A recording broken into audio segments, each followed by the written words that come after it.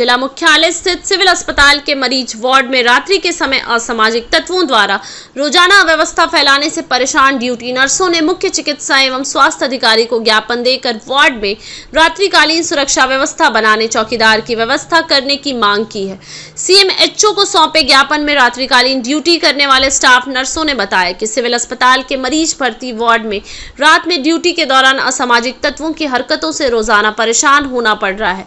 अस्पताल परिसर खुला होने के कारण रात के समय असामाजिक तत्व अस्पताल परिसर में घुस जाते हैं। मरीज के वार्डों में घुसकर मरीजों के बेड पर सो रहे हैं। बिना कपड़ों के सोने और अराजकता फैलाने से स्टाफ सहित भर्ती मरीज और परिजन परेशान हैं।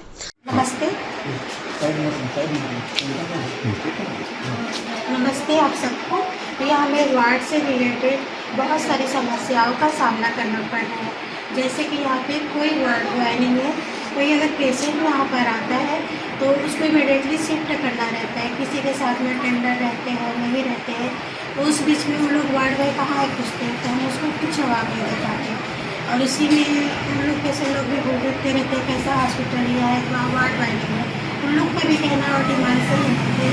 आप लोग गंभीर स्थिति में लाते हो, कभी अकेले आ रहे हो, कहीं से नहीं आ रहे हो बाकी, तो एक वार्ड बॉय कम से कम हर एक शिफ्ट में जरूर है।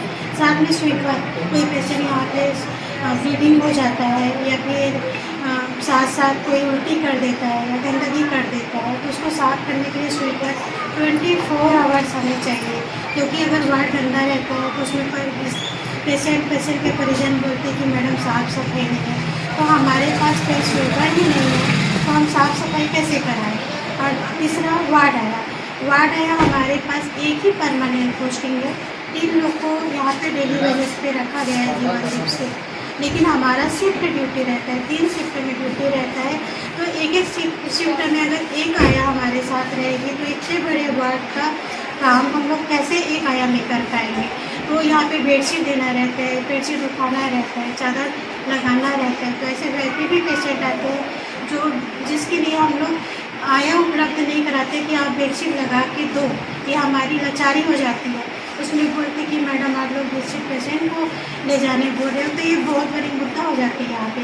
इसके साथ साथ यहाँ पे असामाजिक तत्व जैसे कि 80% पीपल एल्कोहल इंटेक करके नाइट में या शाम के समय एक्सीडेंट वाले के साथ में एक पेशेंट के साथ में बहुत सारे आ जाते हैं, तो उसको हटाने के लिए मतलब एक साथ बहुत सारे एल्कोहल इंटेक कर रहे हैं, तो सिस्टर उससे निपटेगी कि आप पेशेंट का ट्रीटमेंट करेगी। बताओ, इसमें बहुत बड़ी मुद्दा ये हो जाती है कि हम एल्कोहलिक पेशेंट हम तो सुनने को तैयार ही नहीं रहता है।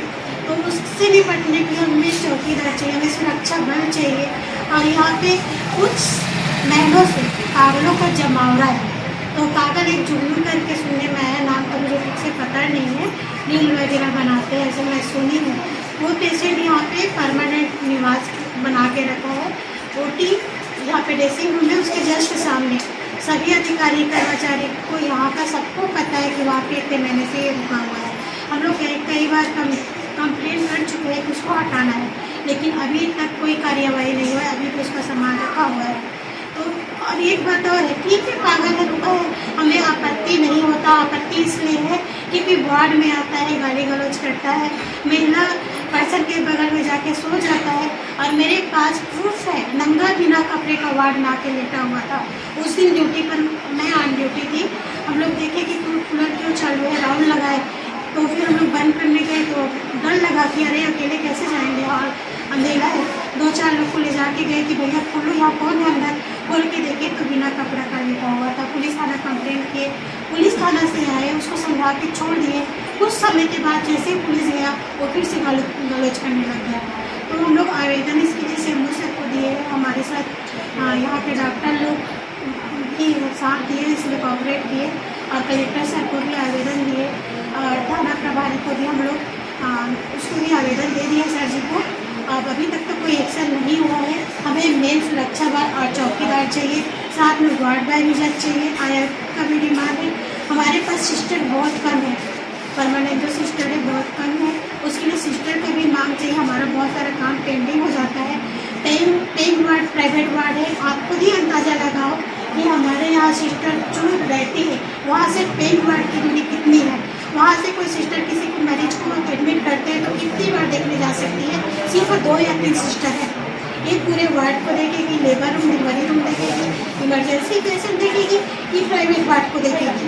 और प्राइवेट वार्ड में डॉक्टर लगा दे तो ऐसा नहीं कि हम लगा के छोड़ दें, उसको बार बार देखने तो जाना पड़ेगा, और स्टाफ नहीं तो कैसे जाएंगे वहाँ पे। तो टोटल उसके लिए भी स्टाफ बढ़ाओ या फिर वार्ड बंद करो, दोनों में से कोई एक काम करो आप। तो ये सब सारी हमारे पास समस्याएँ हैं, और बस भैया इतने भी कुछ। खैरागढ़ में अभी वर्तमान में जो वहाँ के स्टाफ हैं, चिकित्सक हैं, चिकित्सा सेवक हैं, उनके सुरक्षा के लिए उनसे जानकारी ली जा रही है और तत्काल प्रभाव से वहाँ के प्रभारी चिकित्सा अधिकारी को निर्देशित किया गया है कि सुरक्षा से संबंधित किसी भी प्रकार की अव्यवस्थाएं न हो। तत्काल प्रभाव से संबंधित जो व्यवस्थाएं हैं वो सुनिश्चित करने के लिए कहा गया है। और बाकी जो जिले के अन्य सामुदायिक स्वास्थ्य केंद्र हैं, सामुदायिक के साथ साथ प्राथमिक स्वास्थ्य केंद्र हैं, वहाँ के भी प्रभारी चिकित्सा अधिकारियों को निर्देशित किया गया है कि चिकित्सा सेवकों और वहाँ पे आए मरीजों और मरीजों के परिजनों के साथ किसी भी प्रकार की सुरक्षा संबंधी कोई समस्या आती है तो तत्काल उसे दुरुस्त करें और आगे आने वाले समय में इससे बचाव के सभी उपायों को सुनिश्चित करने उन्हें निर्देशित किया गया। विजन टाइम्स न्यूज के लिए खैरागढ़ से जितेंद्र यादव की रिपोर्ट।